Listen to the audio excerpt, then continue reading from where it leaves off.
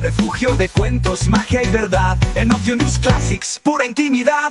Todo suena mejor en Ocio News Radio. Fiesta, indie, urban, juvenil y classic. Programas únicos, alma y corazón. Ocio News es tu mejor conexión.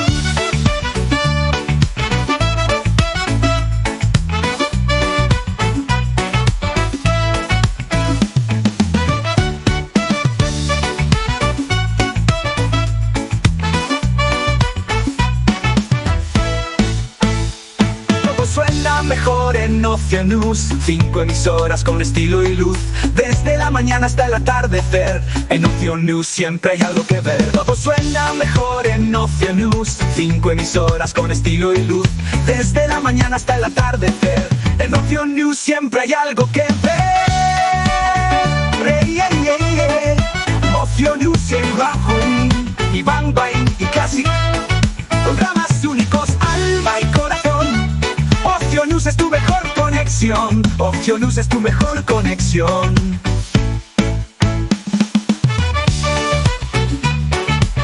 Ocio News es tu mejor conexión.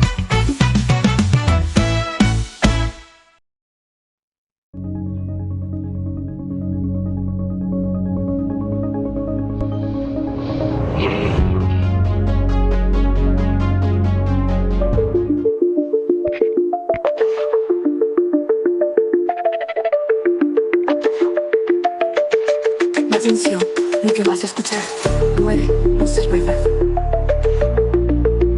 No te creas nada, la verdad está en juego. Bulos y mentiras caen fuego tras fuego. Redes que confunden, rumores que atrapan. Aquí desenmascaramos todo lo que pasa. Desmontando bulos, la verdad brillará. Fake news al suelo, no nos van a engañar. Desmontando bulos, la mentira caerá. Aquí está la prueba, la verdad ganará. Desmontando bulos, la verdad brillará. Fake news al suelo, no nos van a engañar. Desmontando bulos, la mentira caerá. Aquí está la prueba, la verdad ganará. Desmontando bulos, destapando la verdad.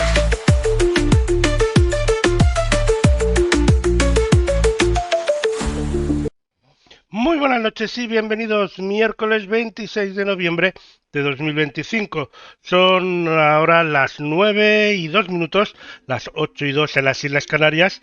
Yo soy Lorenzo Sastre, enseguida estará con nosotros nuestra compañera Sara Martínez. Y bueno, esto es Desmontando Bulos, un programa que ya hace 5 años, más de 5 años, que está en antena, tanto en Ocio News como en otras emisoras.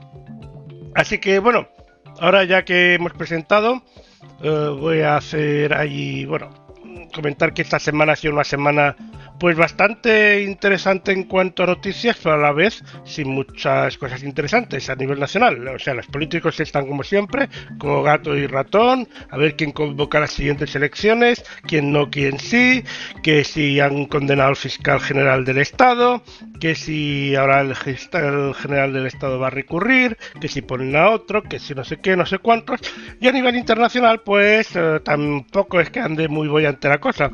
Es cierto que parece ser que Donald Trump le está poniendo ganas a lo de que termine la guerra con Ucrania, posiblemente para empezar la suya con Venezuela, pero bueno, no es cierto, él no va a declarar una guerra, solo está nombrando pues jefe del cártel de los soles a Nicolás Maduro, porque claro, empezar una guerra está muy mal, pero luchar contra el terrorismo, eso está muy bien.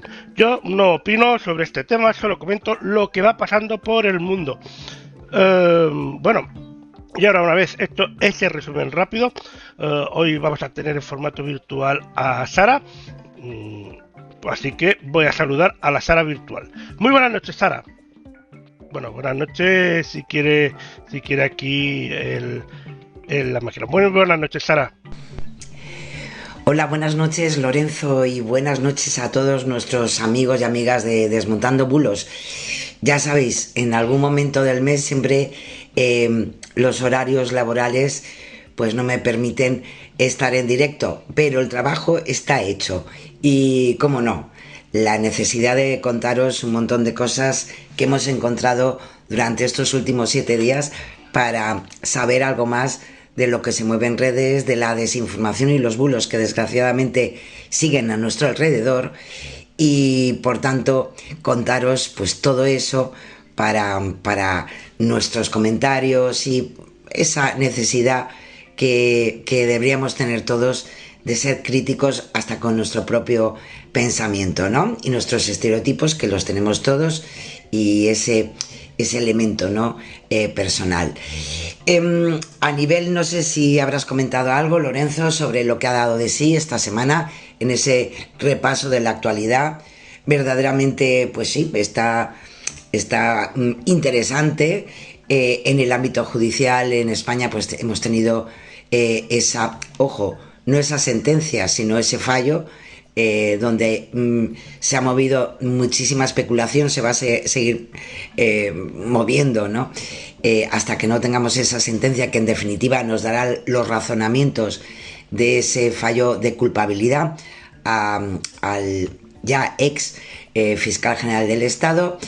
Evidentemente eso en los mentideros periodísticos pues ha dado muchos titulares, pero yo creo que si esperamos un poco pues casi sería mejor, ¿no? Para opinar con cierta racionalidad. En el ámbito internacional, la verdad que también tenemos dos puntos de tensión, de alguna manera provocados por el presidente Trump, con esa decisión sobre el presidente de Venezuela, sobre Maduro, y también sobre ese acuerdo que parece que casi estaría en marcha con Rusia respecto a Ucrania, a lo cual pues ya sabéis que en este caso Zelensky pues no está muy de acuerdo, ¿no? Es cierto que la verdad que hacer acuerdos sin una de las partes en conflicto pues puede crear a lo mejor más problemas que otra cosa, pero bueno, también tendremos que ver cómo evoluciona.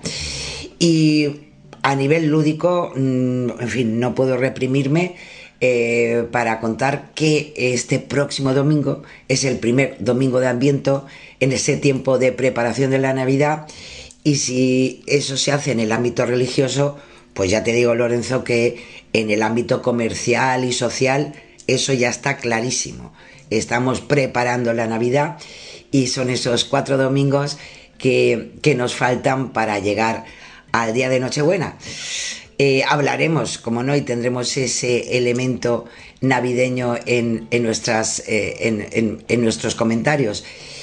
Y casi, pues bueno, si te parece, pues hemos pasado ya esa celebración a nivel internacional del Día Mundial contra la Violencia de Género.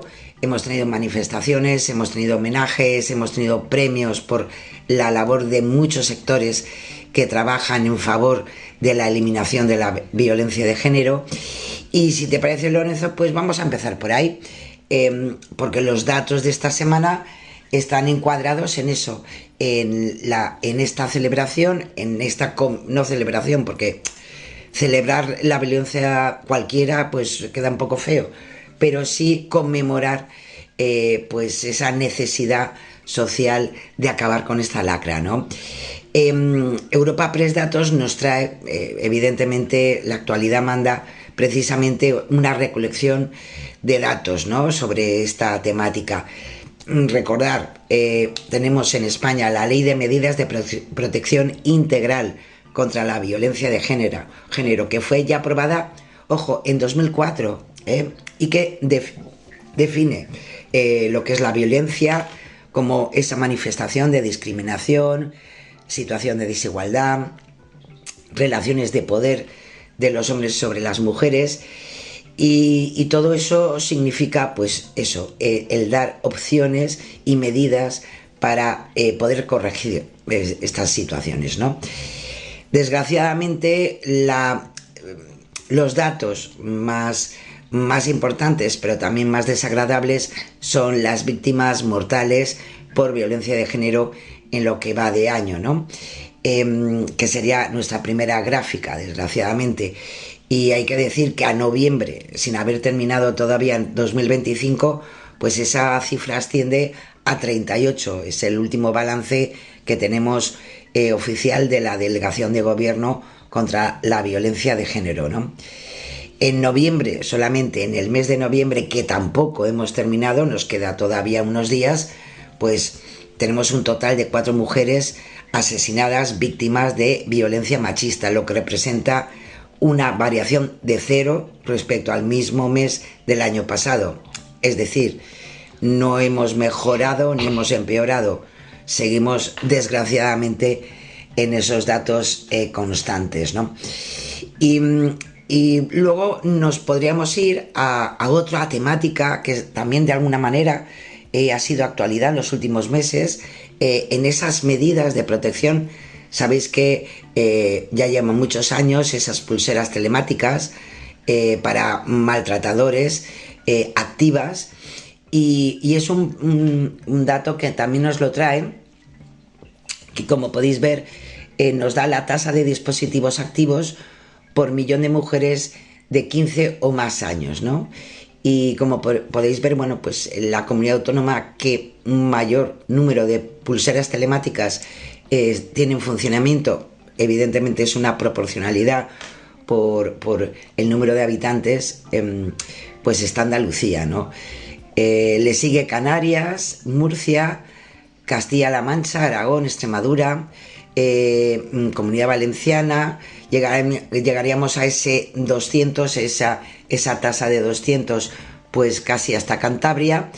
Y luego pues en Cataluña, Melilla y Ceuta, su tasa de dispositivos es mucho menor respecto al resto de comunidades autónomas.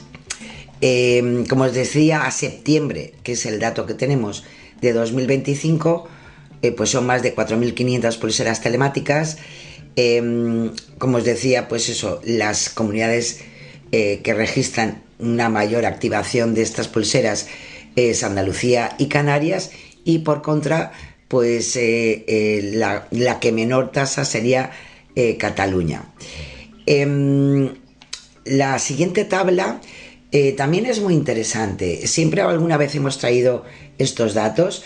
Es una comparativa, una distribución según el país de nacimiento de la víctima y del agresor, y hace una comparativa desde 2003, que es cuando tenemos los primeros datos ya oficiales, hasta 2023. Y las víctimas nacidas en España y que desgraciadamente se les ha causado la muerte, y los agresores de esas víctimas, que son nacionales, son españoles, como podéis ver, son la mayor parte, 717. Le siguen en número agresores nacidos en otro país y que sus víctimas han nacido en otro país, que tenemos una distribución de 312 casos, ¿no? Y luego los agresores nacidos en España y sus víctimas han nacido en otro país, son 102, y los agresores nacidos en otro país cuyas víctimas han nacido en España es la más minoritaria, aunque el número ya es suficiente, pero sí de los cuatro datos es el menor, con 81 casos. Es importante porque desgraciadamente llevamos ya mucho tiempo, y lo sabemos por los bulos que semana a semana muchas veces pues tratamos en el programa, que siempre de alguna manera se compara la violencia y las víctimas mortales por violencia de género con el extranjero, con el inmigrante. Bueno, pues desgraciadamente el mayor número de casos de víctimas mortales por violencia de género, desde que tenemos datos, desde 2003, pues sigue siendo mayoritario los agresores que han nacido en España y que sus víctimas también han nacido en nuestro país. Así que es interesante porque al final los datos no nos conforman la verdad que a veces nos quieren contar. Y nos vamos al ámbito del contexto, y os traigo un trabajo muy interesante. Sabéis que el 20N pues teníamos esa celebración, ¿no?, de los 50 años de la muerte de Franco. Ha traído, pues evidentemente, muchos comentarios también en nuestra actualidad. Y me ha gustado muchísimo el trabajo que ha hecho Verifica, porque en una píldora pues audiovisual, pues nos ha dado un elemento muy interesante sobre la desinformación, que desgraciadamente se hace muchas veces viral, y que tiene que ver con ese régimen franquista que vivimos durante 40 años, ¿no? Y os lo he traído porque históricamente es importante saber los datos que nos da la historia y sus repercusiones para entender a veces también nuestro presente, pero especialmente para salvaguardar, ¿no?, de alguna manera nuestro futuro.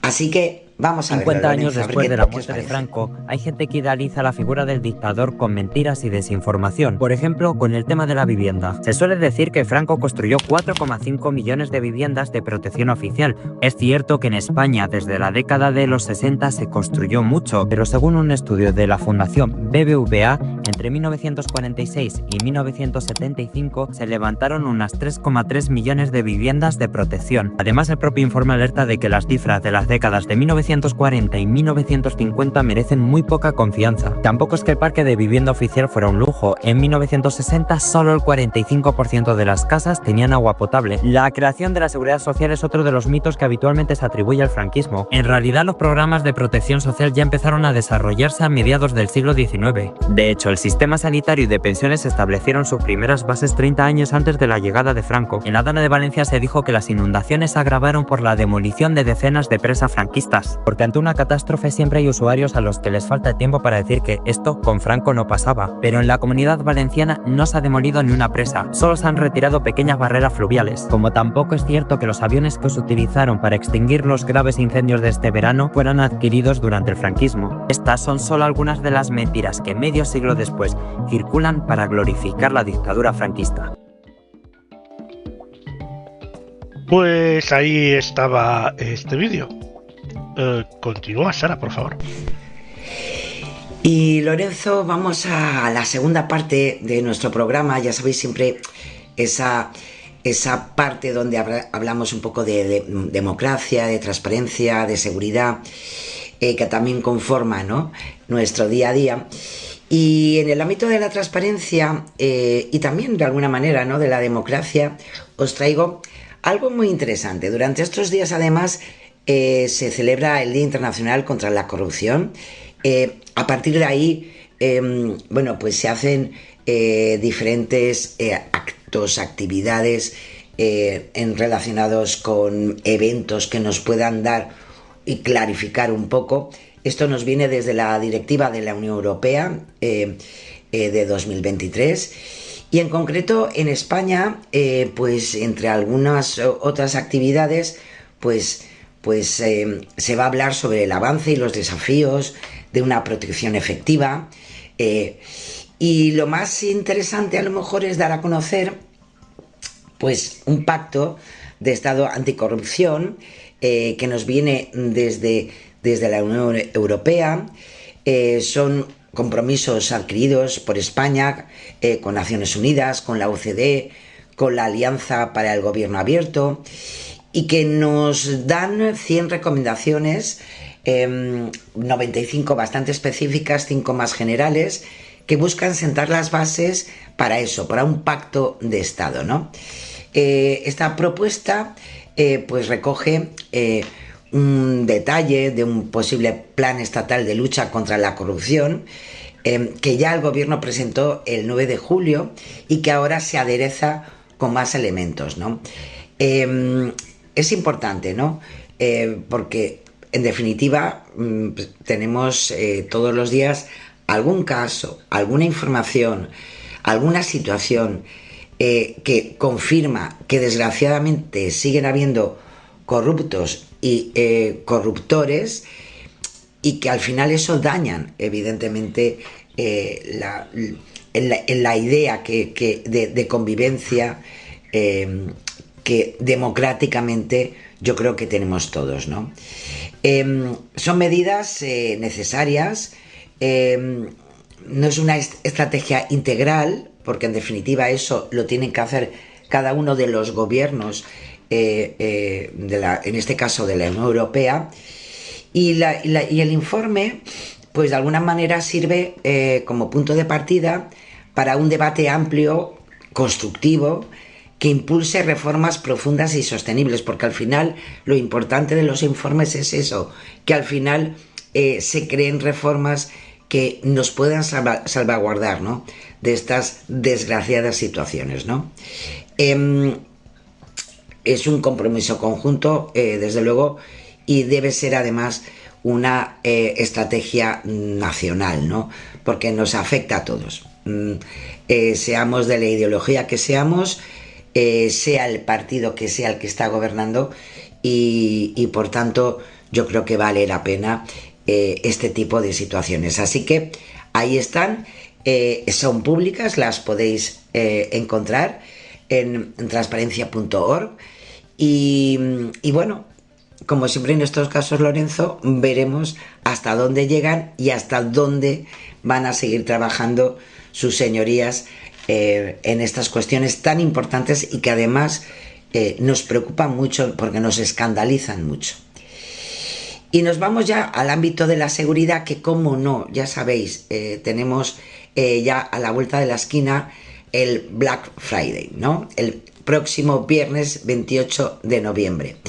Y nos traen un trabajo muy interesante, Neutral, porque nos hablan sobre esta celebración que el que más y el que menos, cada vez más que menos, pues utiliza para sus compras prenavideñas o por gusto propio, que caray.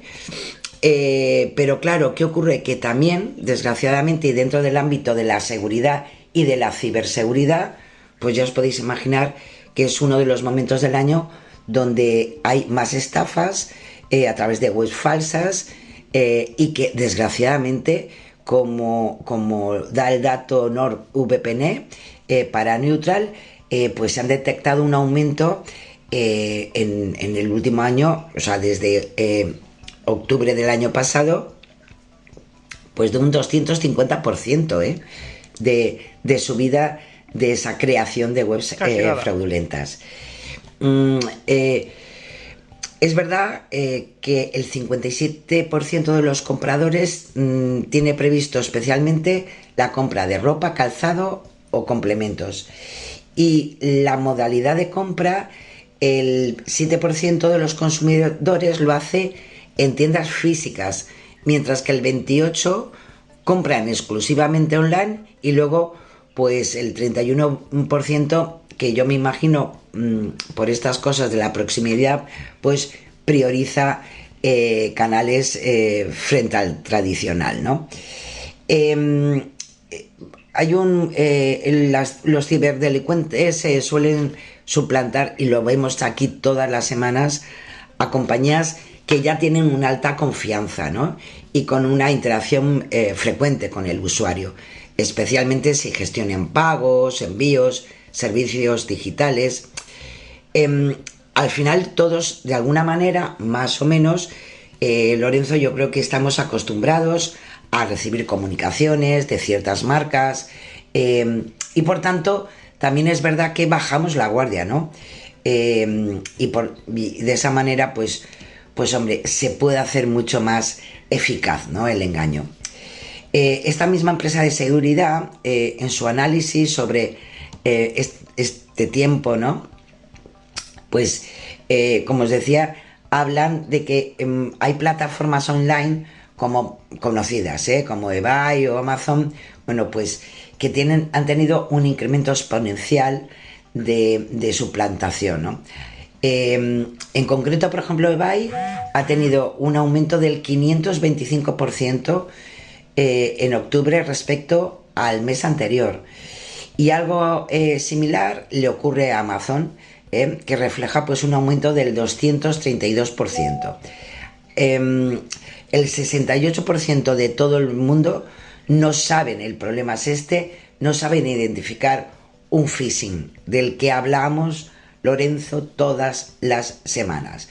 Y claro, estas vulnerabilidades pues se hacen más críticas en temporadas de compras o como hemos visto en verano con las rebajas o con las ofertas de viaje, etc. Algo importante que, por ejemplo, comenta para Neutral la aplicación o la plataforma Amazon es que ellos evidentemente monitorean, ¿no?, estos intentos de estafa, pero para ellos es muy importante el report que puedan dar los consumidores para poder avisar con más celeridad. Y es interesante porque, por ejemplo, desde 2023 Amazon ha hecho retiradas de webs de más de 40.000 sitios por phishing y 10.000 números de teléfono fraudulentos. Claro, eso siempre se puede hacer si cuentan además con la colaboración del consumidor, que se da cuenta, se percata y evidentemente pueden colaborar ya no solamente en este caso con la plataforma, sino con las fuerzas de seguridad. Así que, bueno, ahí están esos dos elementos. Cuidado con el 28 de noviembre lo que vamos a comprar, especialmente dónde lo vamos a comprar, y ante cualquier guiño, que yo creo que ya poco a poco vamos aprendiendo más, pues evidentemente ponernos en contacto con los cuerpos y fuerzas de seguridad del Estado o, como muchas veces hemos traído aquí, con INCIBE, que está para eso, está para poder solucionar y asesorar, y es un servicio gratuito porque es público. Así que, bueno, ahí está, y con cuidado.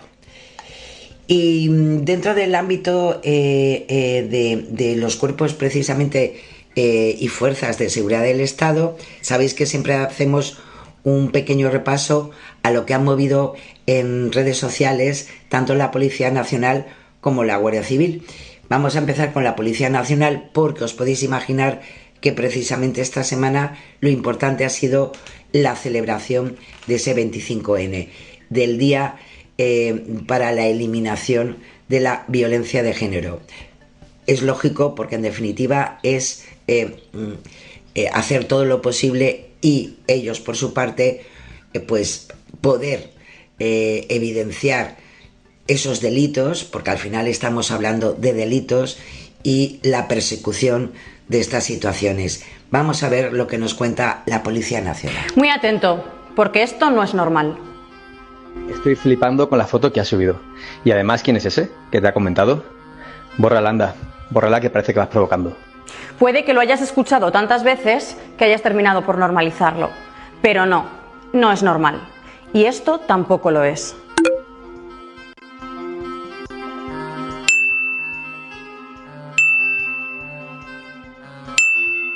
Tu móvil es tuyo. Tus redes sociales son tuyas. Y el control de tu vida lo tienes que tener tú. El cibercontrol es una forma de violencia. No lo consientas. Pues ahí estaba. Continúa, Sara, adelante. También, evidentemente, la Guardia Civil pues se ha hecho hincapié en estos días en esa unión del 25N, el Día Internacional contra la Violencia de Género. Y como bien recuerdan, ellos están para escuchar y para dar el primer paso para protegerte. Y ese teléfono, el 062, que nos da la posibilidad de conectar rápidamente con ellos, ¿no? Así que ellos también lo hacen. Y si te parece, Lorenzo, después de esta píldora de la Guardia Civil, vas a ponernos algo que ya hemos tratado aquí, y es en el ámbito de la alfabetización mediática. Es algo que ya nos trajo María Iranzo, profesora de periodismo de la Universidad de Valencia, que nos hablaba precisamente de la desinformación de género gracias a los compañeros de Learn to Check. Es interesante volver a recordar cómo nos explicaba cómo es ese tipo, ¿no?, de desinformación desincentiva y la participación política de las mujeres, que desgraciadamente en redes sociales no vamos a menos, vamos a más, y sería interesante poder saber todo esto. Así que primero, si te parece, Lorenzo, vemos lo que también han movido en redes durante esta semana la Guardia Civil, y a continuación tú mismo le vas a dar paso a María Iranzo para saber eso, qué es la desinformación de género y qué consecuencias negativas conlleva. Vamos con la Guardia Civil. En este 25 de noviembre nos plantamos frente a la violencia contra la mujer. La violencia no tiene justificación, ni excusas, ni hay que silenciarla. Denunciar es el primer paso para recuperar tu vida. Tu seguridad es nuestra prioridad. Estamos para ayudarte. Si la sufres o si la presencias, denuncia. Llama al 062. No a la violencia contra la mujer. No a la violencia contra la mujer. No a la violencia contra la mujer. Pues ahí estaba el vídeo de la Guardia Civil y ahora nos vamos con el vídeo que comentaba Sara de la alfabetización mediática.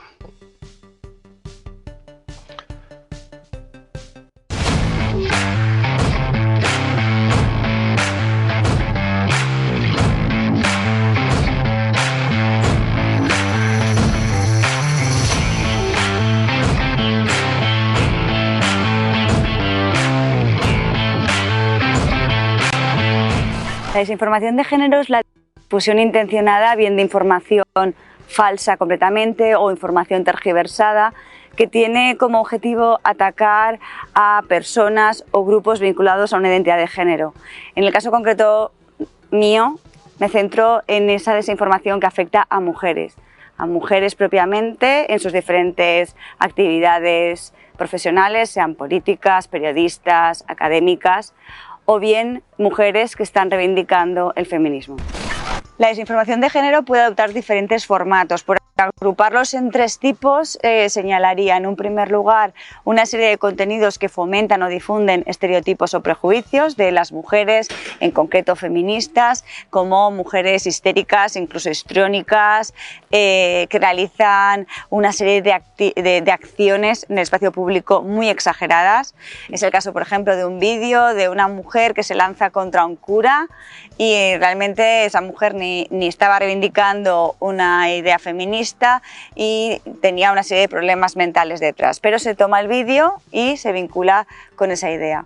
Otro tipo de contenidos son aquellos que tergiversan datos, sobre todo muy vinculados a la violencia de género o casos de asesinatos de menores por parte de sus progenitores. Estos contenidos no niegan la violencia de género, pero tratan de restarle crédito, señalando sobre todo ese porcentaje tan ridículo de denuncias falsas y que parece que la dimensión de la violencia de género es muy ridícula.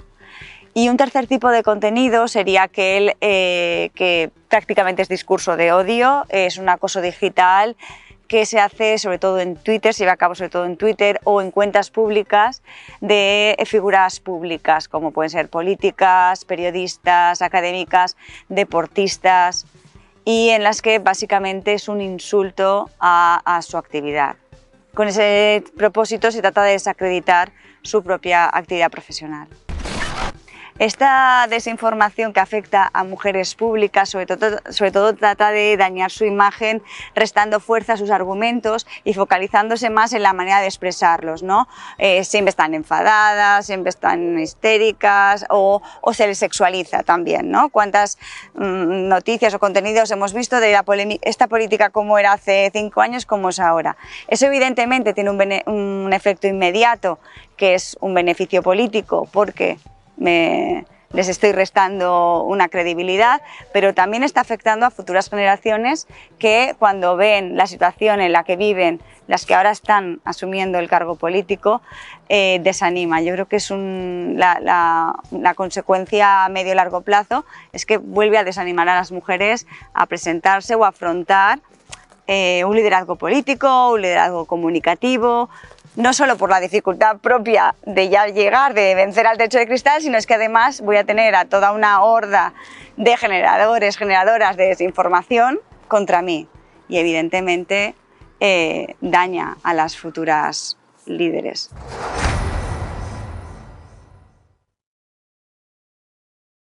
Pues ahí estaba este vídeo de la alfabetización mediática y ahora volvemos a dar paso a Sara. Adelante, Sara. Y ya entramos de lleno, Lorenzo, en nuestra tercera parte, en las verificaciones con nuestros verificadores de cabecera. Y empezamos en el ámbito de la política y la economía. Os traigo, que hacía tiempo que no lo traíamos hasta aquí, al presidente de Estados Unidos, a Donald Trump, que ha sido el cómplice, no, porque en este caso veremos que es un bulo, pero que ha dado pie a que mensajes en redes sociales pues adjuntaron una declaración, una posible declaración de Trump, donde aseguraba que la enseñanza de la Biblia es obligatoria en escuelas y universidades. El mensaje viene acompañado con una fotografía de Trump sentado en su estupendo despacho Oval y con esas frases entrecomilladas, ¿no?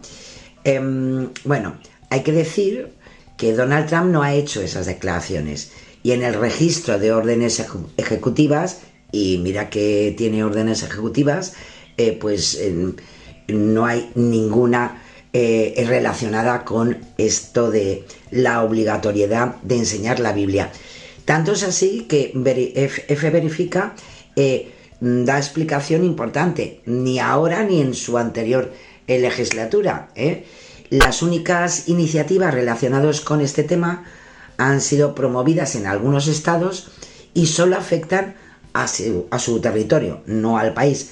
Pero, lo dicho, si hacemos una búsqueda en medios de comunicación en internet de esas supuestas palabras de Donald Trump, no da ningún resultado que apunta que el presidente de Estados Unidos pida o vaya a pedir la obligatoriedad de la enseñanza de la Biblia. Tampoco ha dado resultado positivo el rastreo en el archivo de la Casa Blanca o, por ejemplo, en el registro federal de Estados Unidos de estas órdenes ejecutivas de Trump. En cambio, sí que es verdad, nos lo especifica F Verifica, que aparecen en 2019 unos artículos en los que se analiza una publicación en una cuenta de X, en ese momento presidente de Donald Trump, en la que sí que da su apoyo a varias iniciativas de algunos estados, ¿no? Pues diciendo que le parece muy bien, ¿no? Y más recientemente, pues hay una entrada en la página de noticias de la Casa Blanca, en concreto de este pasado septiembre, sobre un discurso en el Museo de la Biblia, en el que Trump enfatizó el papel perdurable de la fe en la identidad norteamericana y destacó la inquebrantable defensa de los valores religiosos por parte de su administración. Pero lo dicho, eso es una cosa, y otra muy diferente, evidentemente, es decir que Trump pues va a firmar una orden ejecutiva para que se haga obligatorio la enseñanza de la Biblia en escuelas y en universidades. Así que es un bulo. Y nos vamos a otro también en este ámbito, porque circula un vídeo en el que aparecen varias personas alrededor de una mesa llena de platos de marisco.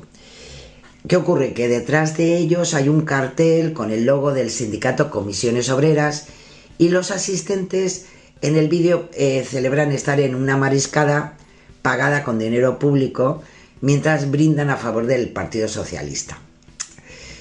¿Qué es lo que ocurre? Bueno, pues que las imágenes de los presuntos miembros de comisiones obreras zampándose una maravillosa mariscada y brindando a favor del PSOE, pues presenta ciertos fallos muy comunes en contenidos generados por inteligencia artificial.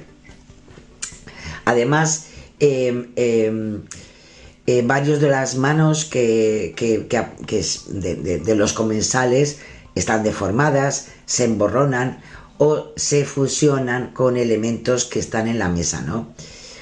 Uno de los primeros registros de este vídeo se han podido verificar desde una cuenta de TikTok de un usuario de Clip Hispana, ¿no? Ese mismo usuario ha compartido imágenes muy similares a este vídeo que se ha hecho viral y podemos ver pues eso, que el logo del sindicato que está en la pared, pues hablando de otras cosas que también evidentemente están de alguna manera pues creadas con herramientas, ¿no? En concreto, por ejemplo, hay uno del pasado 3 de noviembre de esta misma plataforma, que lo que vemos enseguida es la marca de agua de Sora, la herramienta que desarrolla OpenAI, ¿no?, para generar inteligencia artificial. En este caso, que nos lo trae Neutral, pues también evidentemente se han puesto en contacto con el sindicato, ¿no? Y ellos mismos pues han podido decir que nadie de los que están ahí, o sea, puede ser identificado por alguien de la organización, y por tanto, pues hombre, ellos mismos han podido asegurar que están generadas con inteligencia artificial. Así que, en fin, tampoco es verdad. ¿Qué le vamos a hacer? Nos vamos al ámbito de las fobias sociales y traemos uno que es otro tipo o con otra cuestión, pero de verdad, Lorenzo, que son súper repetitivos, porque al final el origen, o mejor dicho, no el origen, sino la necesidad de crear información falsa sobre, en este caso, grupos de migrantes, pues es algo que se repite semanalmente, ¿no? Es un vídeo que se ha movido mucho, especialmente por TikTok y por Instagram, donde nos aseguran que el Congreso de los Diputados acaba de aprobar la Ley Esperanza, ¿no? Y que con esa ley pues se va a permitir a quienes lleguen a nuestro país antes del 28 de febrero de 2026 acceder a un bono de integración inicial de hasta 900 euros para trabajar y establecerse en España. Bueno, hay que decir, claro, el vídeo que se ha hecho viral, evidentemente el tono es: España sorprende, aprueba la ley que va a beneficiar incluso a los inmigrantes sin papeles, bla, bla, bla, ¿no? Bueno, si nos vamos a fuentes oficiales, en primer lugar, nos tenemos que ir al Ministerio de Inclusión, Seguridad Social y Migraciones, donde no encontramos esa Ley Esperanza, ¿no? A pesar que en el vídeo te explican todavía más datos, como por ejemplo los inmigrantes que se encuentran en territorio español pues van a tener un permiso, ¿no?, especial de 18 meses que les permitirá trabajar mientras tramitan su residencia, pero solamente tendrán que demostrar al menos 3 meses viviendo en el país. Esto también es un bulo. En ningún caso las condiciones para la legalización, y lo hemos hablado aquí muchas veces en el programa, no son así. En definitiva, en este momento en la cartera de migraciones no hay ninguna ayuda estatal dirigida a personas en situación administrativa ilegal. El programa de atención humanitaria y protección internacional del Ministerio es otra cosa. Existen además unos requisitos como el haber llegado en situación de extrema vulnerabilidad, incluyendo a personas que huyen porque su vida está en peligro por razones políticas, religiosas o de cualquier otra índole. Y si nos vamos también, porque también lo podemos buscar en las iniciativas legislativas del Congreso de los Diputados, bueno, pues tampoco aparece ningún registro sobre esa supuesta ley Esperanza. Además, ni la ley, supuesta ley, ni el reglamento de extranjería coincide con esa supuesta ayuda de 900 euros, ni el bono de integración inicial que difunden los mensajes virales, pues existe como tal. Así que es un bulo más, es una manipulación más, y además en este caso no es porque se aprobara algo y se pueda exagerar, sino porque directamente esa Ley Esperanza pues no existe. Vaya por Dios. Nos vamos al ámbito de la inseguridad y los conflictos.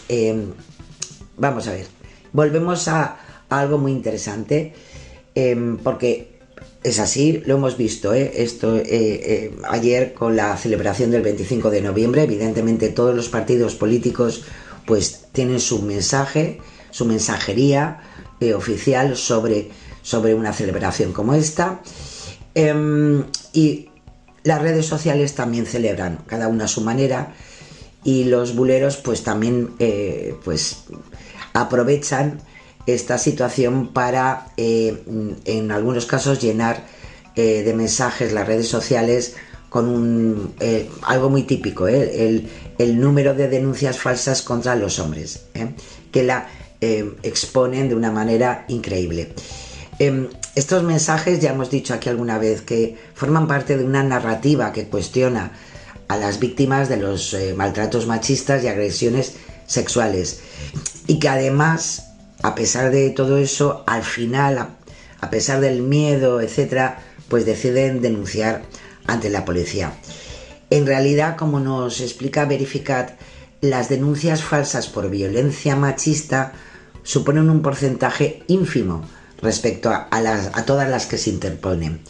Si nos vamos desde 2009 a 2024, en el Estado español se han registrado 2.451.329 denuncias en los juzgados especializados. De estas, casi 2,5 millones, Fiscalía ha investigado 436 por posibles falsedades. Es decir, un dato que ya hemos dicho alguna vez, el 0,018 del total. En estos 15 años los tribunales, ojo, esos son que se hayan investigado, pero en estos 15 años los tribunales han condenado a 189 mujeres por este delito, penado además, ojo, con 2 años de prisión, y que nos iríamos a un tanto por ciento muchísimo menor, el 0,008% de todas las denuncias. Uno de los argumentos más habituales de estas narrativas que niegan esta violencia machista se basa en esas cosas. Y evidentemente, pues hombre, es hablar desde la ignorancia y para la ignorancia, porque un 0,008% es muchísimo menos hasta cuando uno denuncia pensando que tiene razón y al final no te la dan, en el ámbito administrativo, en el ámbito civil y hasta a veces en el ámbito penal. Con lo cual es algo que es bastante, la verdad que es bastante doloroso, porque como podemos encontrar, por ejemplo, en informes del Consejo General del Poder Judicial, en verdad la cantidad de denuncias que hay sobre violencia de género no son tan grandes.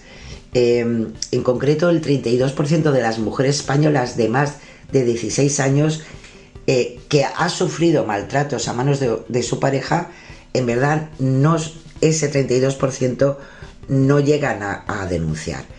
Hay mucho más miedo, hay mucho más sufrimiento, que puede más que pedir esa salvaguarda judicial. En concreto, solamente el 5,4% de las mujeres que ha sufrido violencia se ha atrevido a ir a la justicia, ¿no? Si nos vamos, por ejemplo, a una encuesta europea que la tenemos desde el año 2022, calcula que solamente el 24% de las mujeres españolas que sufrieron violencia física y sexual a manos de sus parejas lo denunció a la policía. Y si nos vamos al último dato, de las 49 mujeres asesinadas por sus parejas en 2024, que son datos del Consejo General del Poder Judicial, tendremos que ver lo que ocurre con 2025, pues de esas 49 mujeres, 15 habían interpuesto denuncia, el resto fueron asesinadas sin que la protección jurídica pudiera hacer algo por ellas, ¿no? Así que lo dicho, hablar desde estas mensajerías, primero nos engañan sobre la situación real y en segundo lugar, yo siempre digo lo mismo, las mujeres, ese 0,008% que al final conforman una denuncia falsa, pues también está penado hasta 2 años de prisión. Así que no comparemos los más de 2.400.000 personas, en este caso mujeres, que han sufrido o que han podido llegar a sufrir violencia machista para desbordar desgraciadamente lo que viven muchas mujeres. Sigamos. Y nos vamos al ámbito del cambio climático y de la salud. En este caso casi más cambio climático y también del bolsillo, que es importante. Y esto nos lo trae Verifica Radio Televisión Española y me ha parecido súper interesante porque en verdad es desinformación que puede llegar a ser pues al final un delito, y que lo podemos sufrir nosotros. En concreto, ahora con la llegada de los fríos, y eso estoy convencida que todos lo habéis visto, pues hay un montón de anuncios de empresas que ofrecen aislar térmicamente la vivienda, que eso está bien, porque la publicidad es información también, pero claro, algunos anuncios nos prometen cosas muy interesantes, pero poco creíbles. En concreto, que casi nos van a aislar térmicamente nuestra vivienda de manera gratuita por medio de financiación obtenida con certificados de ahorro energético. Bueno, en este caso, tanto la Organización de Consumidores y Usuarios, la OCU, como la propia Asociación de Instaladores de Aislamiento recomiendan desconfiar de estas ofertas y avisan a los ciudadanos de que no está garantizado que la obra salga gratis o a un precio reducido. La Asociación de Instaladores de Aislamiento, AISLA, lo ha hecho hasta en un comunicado, por la proliferación de estas ofertas, ya que, como ellos bien dicen, pues puede suponer un riesgo económico importante y, como ellos bien garantizan, es improbable que los certificados de ahorro energético puedan cobrar o cubrir, mejor dicho, el 100% del coste sin forzar los datos. Por ello recomienda a los ciudadanos desconfiar de ofertas poco realistas, que las podemos entender como tal, y, ojo, especialmente leer y entender toda la documentación antes de firmar si al final pues hemos confiado en ellos, ¿no? En esta misma línea, pues también la OCU también ha hecho una advertencia pública de este tipo de ofertas. Como bien dicen, la gratuidad de la obra depende de que la empresa instaladora consiga obtener un valor equivalente a su coste en certificados de ahorro energético y, por tanto,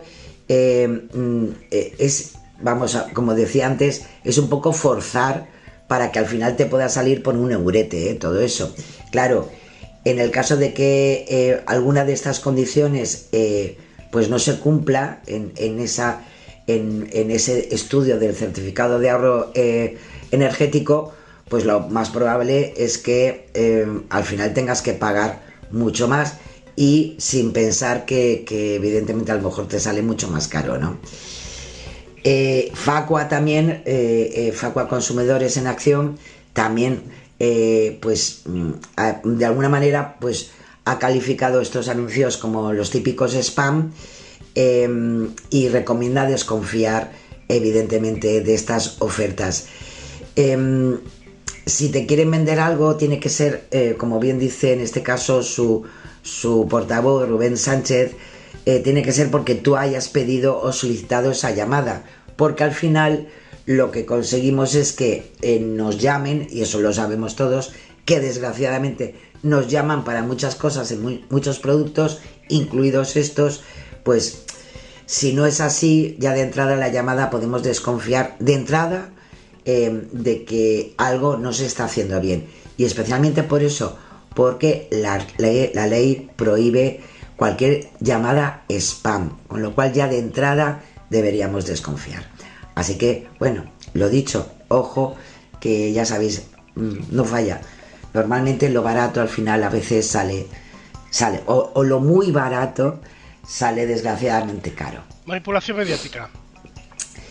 Y nos vamos a la manipulación mediática, ahí donde, bueno, que al final cada vez son más bulos en este tema, porque la IA, ya sabéis que, bueno, acampa por sus anchas y es una maravilla. Pero bueno, os traigo porque tiene que ver también con la actualidad internacional, porque se ha hecho viral un vídeo de un supuesto aterrizaje forzoso de un helicóptero de Estados Unidos por imperfecciones mecánicas, en concreto ellos lo quieren relacionar con Venezuela, ¿no? De alguna manera se ríen de Estados Unidos los que han descontextualizado este vídeo, pues bueno, diciendo que, bueno, que estos norteamericanos tienen una porquería, ¿no?, de medios, ¿no?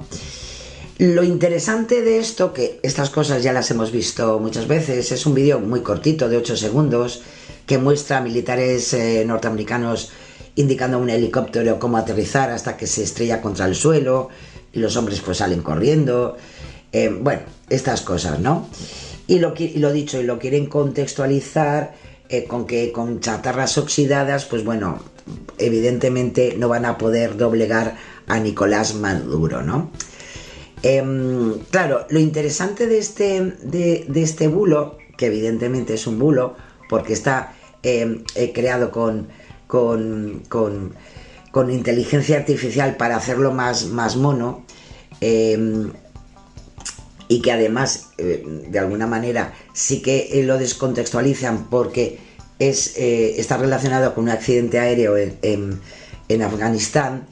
Lo interesante de esto es que otro elemento que también conforma ya nuestra vida cotidiana es Grok, ¿sabéis? El verificador de X, ¿no? Y bueno, pues han engañado a Grok para que tampoco nos fiemos tanto de este tipo de productos, ¿no? y de posibilidades. Grok pregunta, bueno, algunos usuarios preguntaron a Grok sobre la veracidad del vídeo, y en este caso esta inteligencia artificial de contenidos pues lo ha dado por válido, y lo vinculó a dos escenarios distintos. Por un lado, afirmó que era un metraje auténtico y que correspondía a un accidente aéreo en Afganistán en 2012, y por otro, que ocurrió en Irak en 2006. O sea, ya tenemos cuestiones muy extrañas. ¿Qué es lo que ocurre? Que además en una segunda pregunta que le dicen si a lo mejor ha sido generado por IA, pues dice que no está generado por IA. Una búsqueda inversa de algunos fotogramas del vídeo de este aterrizaje forzoso, ¿no?, en Google Imágenes no muestra registros anteriores al 23 de noviembre de 2025, con lo cual sí ha habido una pequeña, un pequeño montaje con IA, pero ha sido ahora, no ha sido ni el 2012 ni el 2006, con lo cual en verdad tenía que haber detectado esa generación por IA.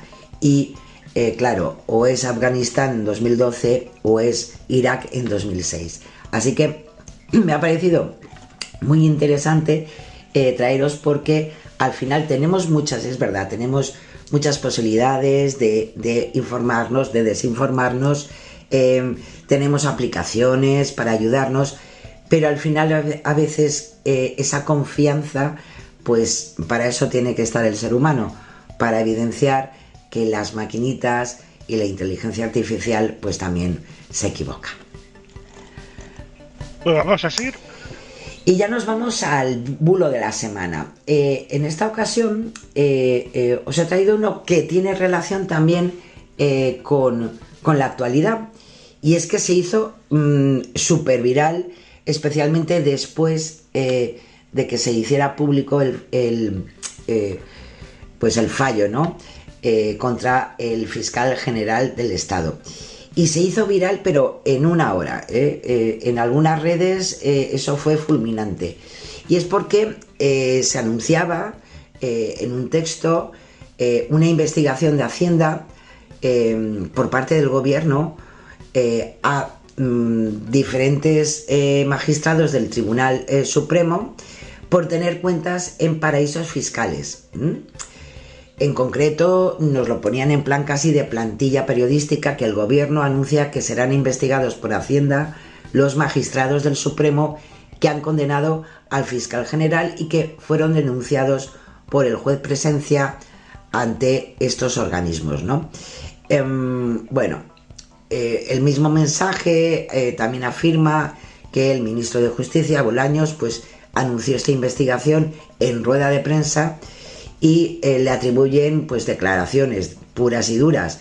Pido respeto por los inspectores de Hacienda. Bueno, ¿qué hay que decir?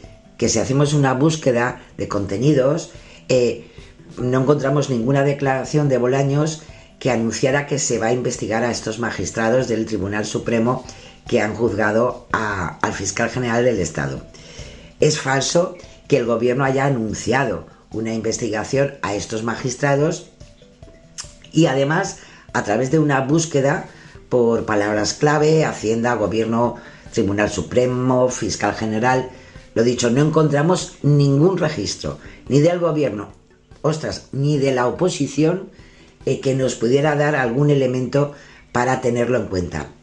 Por su parte, en este caso Verifica Radio Televisión Española también se puso en contacto con Hacienda, ¿no? Y ellos mismos, su portavoz, pues ha negado que se esté investigando a estos magistrados, ¿no?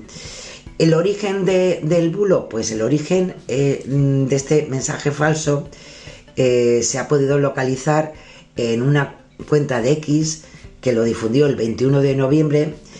¿Y qué ocurre? Que este perfil pertenece a un exjuez que fue inhabilitado en 2017 durante 10 años por prevaricación. En 2023 fue detenido por dirigir una organización que buscaba lucrarse mediante la presentación de denuncias falsas contra diferentes autoridades. Y pues este usuario, este ex juez, pues es el que inició esta bola que, lo dicho, se hizo una gran bola, especialmente en X, y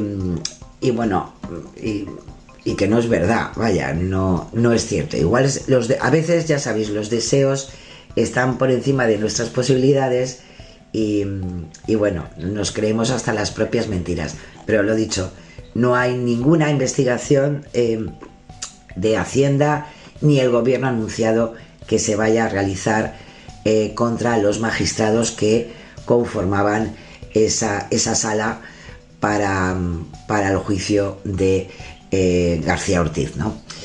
Así que nada, todo el mundo tranquilo, caray, en fin. Bueno, nos vamos a... Y bueno, con esto ya terminamos y nos vamos a la última parte, o la penúltima. Nos vamos a lo mejor lo que disfrutamos un poco más, porque el que tiene boca se equivoca y el que quiere mentir también miente, evidentemente. Y nuestros políticos no iban a ser menos. Empezamos, si te parece, con nuestro fact-checking semanal, Lorenzo, y lo hacemos. Le vamos a dar una alegría a Carlos Mazón, que aún está ahí en funciones como presidente de la Generalitat. Yo me imagino que ya en estos días no tiene un acuerdo firmado con Vox, pero bueno, le van a escuchar. Pero bueno, que posiblemente en estos días pues tendremos nuevo presidente de la Comunidad Autónoma Valenciana. Mientras tanto, como sabéis que Carlos Mazón pasó también esta última semana por la Comisión de Investigación del Congreso de los Diputados, no fue tan fácil como la que tuvo en las Cortes Valencianas. Esta fue un poco más enjudiosa, normal digo yo, también. Y claro, pues los medios de comunicación, los verificadores, le han pillado en algunos renuncios, ¿no? En concreto, Carlos Mazón aseguró en la Comisión de Investigación en el Congreso que no le correspondía a la entonces consellera de Justicia e Interior, Salomé Pradas, autorizar el mensaje de alerta que se envió a la población el día de la Dana. Acordaros, esa alert, ¿no? Bueno, en este caso, Neutral se puso en contacto con el equipo de Amazon, ¿no? Por esta afirmación. No han obtenido respuesta, con lo cual, pues fueron a los datos. El sistema es Alert, que permite enviar estos avisos a la población, que yo creo que en alguna ocasión ya todos lo hemos recibido, vivamos donde vivamos, ¿no? Está gestionado por la Dirección General de Protección Civil y Emergencias. Esa Dirección General depende del Ministerio de Interior, ¿vale? La responsabilidad de definir y emitir alertas cuando la situación lo pueda requerir dentro de su área de competencia es tanto de Interior como de los centros de coordinación de emergencias de las comunidades autónomas.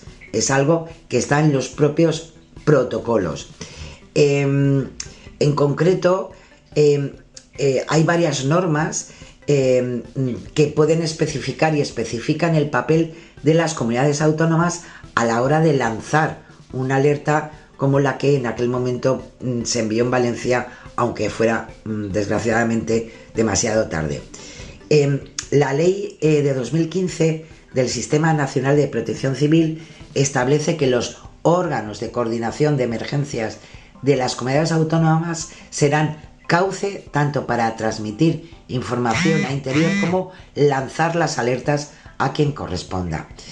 En concreto, si nos vamos ya y especificamos más a lo que es la Comunidad Valenciana, también hay que decir que las Cortes Generales ya en marzo de este año indicaron que los centros autonómicos iban a tomar las decisiones de difundir mensajes de alerta para facilitar que se tomen las medidas de autoprotección. Es algo que ya se especificó precisamente al grupo parlamentario de Vox sobre esa pregunta que hizo, ¿no? Sobre el alert. Y lo dicho, los protocolos, las leyes de emergencia de cada comunidad autónoma lo especifican y lo aclaran muy bien, incluido también la de la Comunidad Valenciana, con lo cual esta afirmación de que no estaba autorizada a dar esa alerta a la población por parte de la Consellería de Justicia e Interior, pues no es cierto, no es verdad, Carlos Mazón. Y seguimos con él, porque como ya luego va a pasar a ser un diputado más de las Cortes Valencianas, pues en esa comparecencia, que fue muy jugosa en algunos aspectos, el presidente en funciones pues defendió su papel en la gestión de la DANA y su ausencia en el CECOPI aquel fatídico 29 de octubre, ¿no? Para justificar por qué no cambió su agenda ese día, que es una de las preguntas que le hicieron en varias ocasiones en los miembros de esa comisión, pues Mazón comparó la situación en Valencia con la de Tarragona en octubre, de este octubre pasado, afirmando que Salvador Illa también mantuvo su agenda. En concreto dijo que la razón por la que mantuve mi agenda es la misma razón por la que, y con la misma alerta roja que tuvo el presidente de la Generalitat de Cataluña, porque tampoco cambió su agenda, ¿no? Salvador Illa mantuvo su agenda con una alerta roja con imágenes como bueno, puso una imagen de Tarragona, ¿no? Claro, ya de entrada, y tenemos datos y los ha recogido muy bien los compañeros de Neutral, hay que decir que Salvador Illa, vamos a ver, canceló públicamente la agenda del lunes 13 de octubre a lo que se refiere Mazón, ¿no?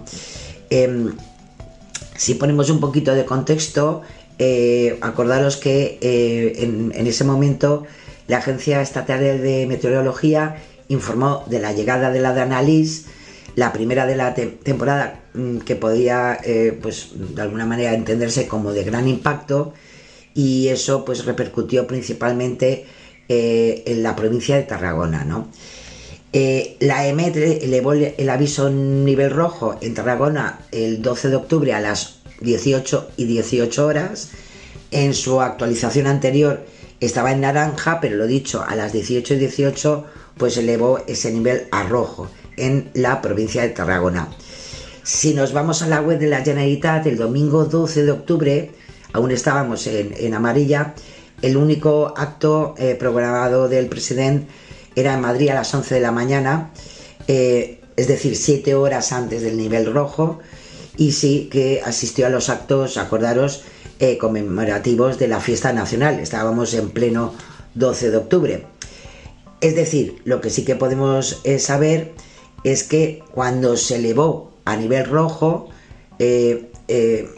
fue ese domingo por la tarde, y por tanto no había nada programado en la agenda de ella.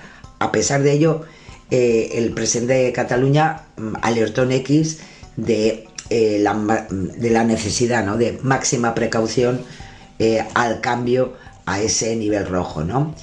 2 horas después, a las 20:25, el presidente compartió una imagen de la reunión en el Centro de Coordinación Operativa de Cataluña para abordar la situación que se podía vivir en zonas catalanas, y varios medios de comunicación como Crónica Global o Catalunya Press anunciaron el 12 de octubre, ya por la noche, que ella cancelaba su agenda, pese a lo que, pues desgraciadamente, pues ha dicho Mazón en esta comparecencia de la Comisión de Investigación. Y si ya nos vamos al 13 de octubre, pues la agenda del Gobierno para ese día aparecían actos, claro que sí, pero todos relacionados con Tarragona, en concreto desde el Parque de Bomberos en Tortosa, que asistió a la reunión del Consejo del Plan Especial de Emergencias, también visitó los municipios de Godal y Santa Bárbara. Por la tarde encabezó la reunión técnica sobre actuaciones y ayudas a afectados en les Terres de l'Ebre.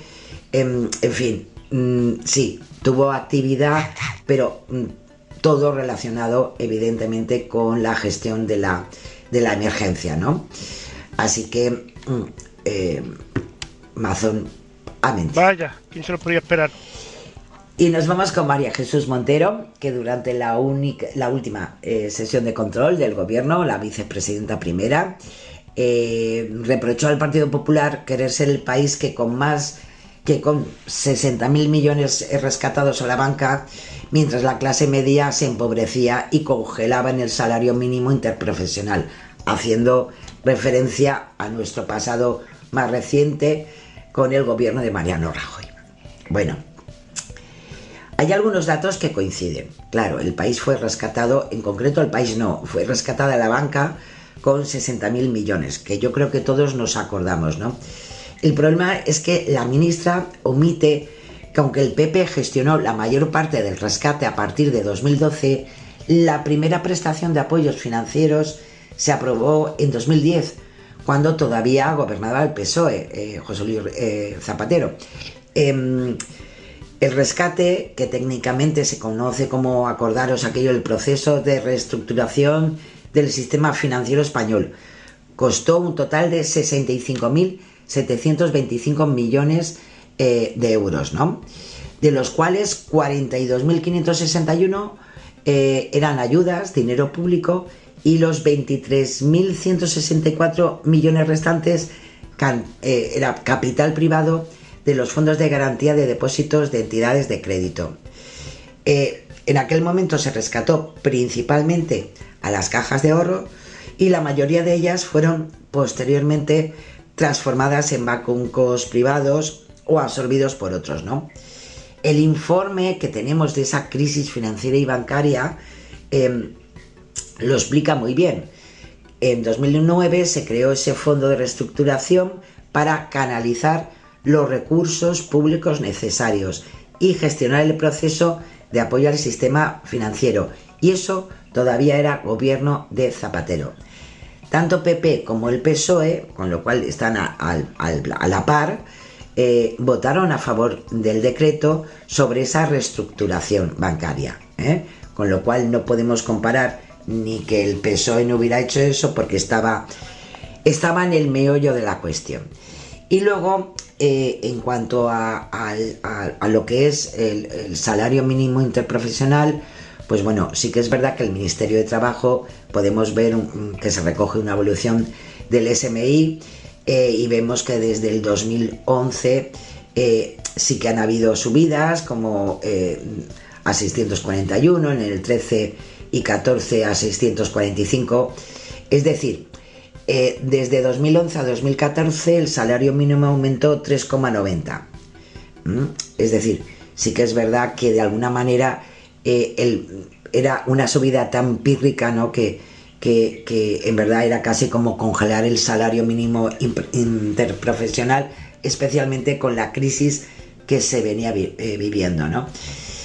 Si tenemos en cuenta los 7 años que transcurrieron desde que Rajoy llegó a la Moncloa en 2011, pues la verdad que el aumento fue de 94,50, o sea, y sí que es verdad que la diferencia es importante en lo que ha sido la gestión de ese salario mínimo interprofesional desde la época de Sánchez. Con lo cual, pues bueno, algunas cosas que dice la ministra son verdad, pero hay yo reconsidero que es una manera de explicar las cosas que nos pueden llevar a engaño, con lo cual yo considero que María Jesús Montero en esta ocasión ha sido más engañosa que Pedro Sánchez.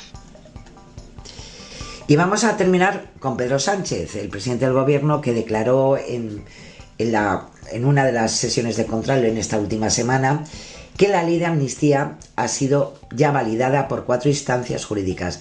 En concreto dijo la Comisión de Venecia, la Comisión Europea, el Tribunal Constitucional, y aunque no sea vinculante, por el informe del abogado general de la Unión Europea. Bueno, ya sabéis, la ley de amnistía de 2024, que ha traído también mucho ruido durante todo este tiempo. Sí que es verdad que el Tribunal Constitucional, y en eso sí que tiene razón, avaló la ley casi en su totalidad. Las otras 3 instancias que cita Pedro Sánchez, vamos a ver, no han adoptado una posición oficial sobre su constitucionalidad o idoneidad, por lo que no puede afirmarse que hayan validado la norma. La Comisión de Venecia, por ejemplo, que es el órgano consultivo del Consejo Europeo en materia constitucional, solamente ha publicado un dictamen al respecto, en el que trata los requisitos del Estado de Derecho en las amnistías, con especial referencia al proyecto de amnistía en España. Y en ese documento lleva a cabo un análisis jurídico comparativo de las normas europeas e internacionales para casos de amnistía. Pero lo que no ha hecho es una pronunciación sobre la conveniencia del proyecto español. En definitiva, eso depende de cada país y del Parlamento legislativo de cada país. Las consideraciones han sido positivas, es muy comparativa con otras normas en otros países a nivel internacional, pero nada más. Sí, también es verdad que sí que lanzó algunas recomendaciones que en este caso no, de alguna manera no lo comenta, ¿no?, el presidente del gobierno, donde sí que pedía o se recomendaba que fuera aprobada por mayoría cualificada, por efectos divisorios en la sociedad.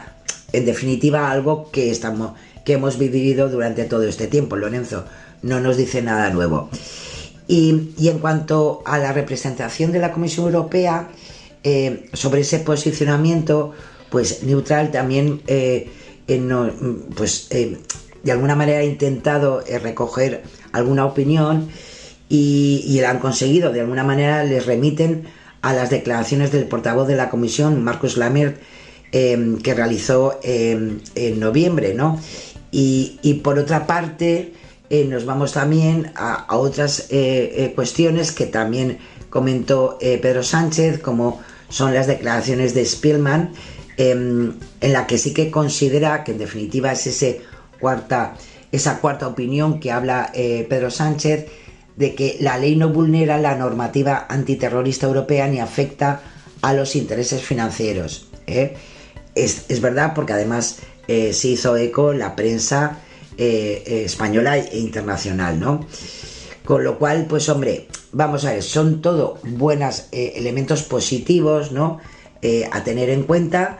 pero bueno, no hay ninguna validación, con lo cual estaríamos ante una afirmación del presidente del gobierno que no sería verdad en su totalidad, sino que en verdad, bueno, pues sería un poco engañoso, ¿no? Porque utiliza un verbo que no sería el más adecuado. Estas instituciones no validan. La única que podría validar, evidentemente, es el Tribunal Constitucional, porque es el eje, ¿no?, de nuestro poder judicial, pero nada más. El resto son recomendaciones, son bastante positivos, o sea, pero no validan. Hasta ahí podíamos llegar. Vaya. Y nos vamos ya al último, nos vamos con Ernest Ernest Lluch, que en paz descanse, pobre, con Ernest Urtasun, el ministro de Cultura de Sumar, que destacó en el desayuno informativo que tuvo estos días algunos datos relacionados evidentemente con su ministerio, y en concreto se refirió al incremento de las visitas a los museos que son propiedad del Estado, ¿no? Claro, ya sabes que con los números nuestros políticos se vienen muy arriba, ¿no? Y en concreto dijo que las visitas a los museos estatales ha aumentado un 30% desde 2019. Claro, está muy bien, un 30% está... Bueno, a mí me parece increíble. Tan increíble como que igual no se ajusta muy bien a la realidad, que además, a partir de datos que realiza el propio ministerio, como es normal, ¿no? El número de visitas a museos en ese periodo que señala, desde 2019, sí, ha habido un incremento, pero como nos explica luego Neutral, ese 30% está un poquito, vamos a ver, un poquito subido de tono, ¿no? Si nos vamos a las cifras en 2024, porque 2025 aún no lo tenemos, el número de visitas a museos estatales fue de 3.121.418. Ojo, detalle que da el propio Ministerio de Cultura en una nota de prensa, ¿no? Si nos vamos a desde 2019, bueno, pues se registraron 2.905.337. Es decir, entre 2019 y 2024, las visitas a museos estatales aumentaron un 7,4. Nos vamos a una diferencia de puntos casi de 23. O sea, las cosas ahí se le ha ido un poco de las manos, ¿no? Sí que es verdad que claro, si Neutral se va a rebuscar en tal caso para ver de dónde ha podido sacar el dato, y sí que es verdad que si nos vamos al periodo de 2020-2021, acordaros que ahí se vio afectado todo, incluidas las visitas a museos por la pandemia. Sí que es verdad que el incremento fue interesante. Si nos vamos a ese tiempo y lo comparamos con 2024, hombre, pues el incremento ya se acerca más a lo que dijo Urtasun, que es de un 32,7%, pero claro, como que no podemos comparar una situación en plena pandemia con lo que se vive ahora. Con lo cual, nosotros nos alegramos mucho que siga incrementando pues las visitas a los museos. Es arte, es cultura, es patrimonio. Tenemos una riqueza importantísima, pero que no hace falta ponerse tan arriba y se le ha ido un poco la alegría al ministro de Cultura. Así que no es cierto, no ha habido un incremento desde el 2019 hasta 2024 del 30% de visitas a los museos estatales. Bueno, pues vamos con la última parte. Y llegamos al final, Lorenzo. Llegamos a bueno, espero que dé tiempo. Empezamos ya la semana pasada. Yo ya iba ya un poco con esta alegría navideña y lo vamos a hacer en los próximos programas para darle esta... Yo es que creo que nos falta un poco de Navidad ya. que el mundo anda un poquito estresado. Y os traigo un corto para reflexionar de verdad, de verdad. Porque ahora que estaremos ahí mirando lo que queremos comprar, regalar, esto y lo otro, pues a veces las cosas son mucho más fáciles. Y los mejores regalos, como siempre, tienen que ver con el corazón y con el tiempo. Así que os dejo con él, espero que os guste. La semana que viene, que si Dios quiere y así será, nos escucharemos nuevamente y nos veremos aquí en directo. Y como siempre ha sido un placer. Lorenzo, ya sabéis que si os quiere muchísimo, besiños y feliz semana. Besiños, chao. Sara. Esa es la pregunta que me hago todos los años y al final nunca le regalo nada. Ropa, colonia, libros, entradas a conciertos. Le he regalado de todo. Hasta una vez le compré una estrella con su nombre en una página web. Así que te aseguro que no ha sido nada fácil dar con algo distinto este año. Cuando les pregunto, siempre me dicen que no necesitan nada. Pero ayer cenando me dieron una pista. Desde verano llevo pensando en qué regalo puedo hacerle en Navidad. Quería que fuera algo muy especial y creo que lo tengo.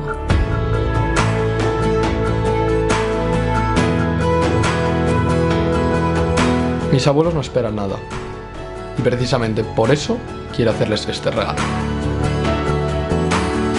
Estoy segura de que mi hermana nos espera algo así.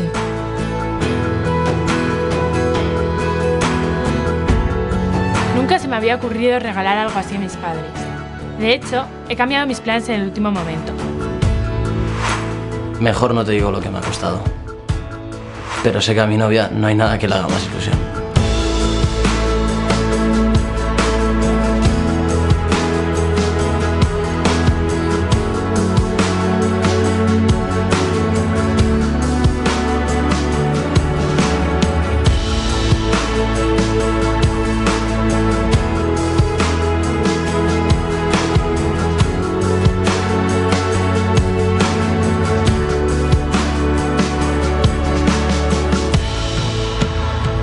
El verano que viene se casa su hermana y será el momento perfecto para estrenarlo. Creo que no hay mejor regalo para ellos. Es la primera vez que hago un regalo a mis abuelos. Con este regalo quiero pedirle perdón por lo egoísta que he sido con ella.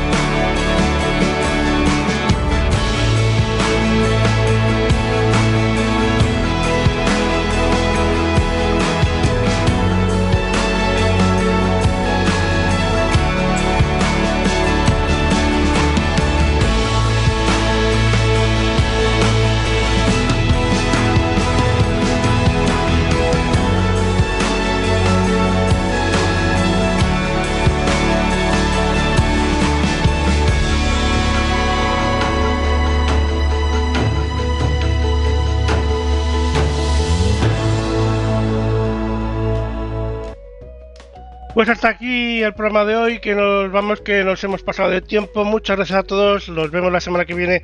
Muchas gracias, adiós, vecinos.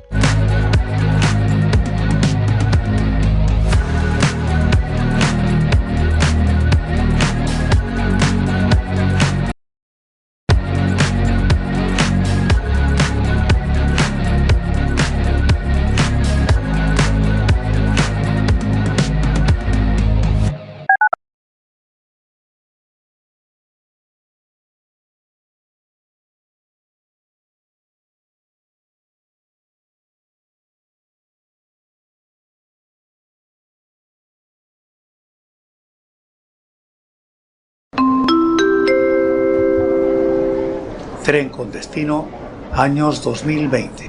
Va a efectuar su parada en Vía 1. Ocio News, un viaje por la música. Ya puedes llevar contigo todo el universo Ocio News. Descarga la nueva app oficial de Ocio News y escucha nuestras emisoras en directo, consulta la programación, lee las últimas noticias y disfruta de tus programas favoritos a la carta. Disponible gratis en Google Play y en app.ocionews.com. Ocio News, un viaje por la música. Ocio News, un viaje por la música.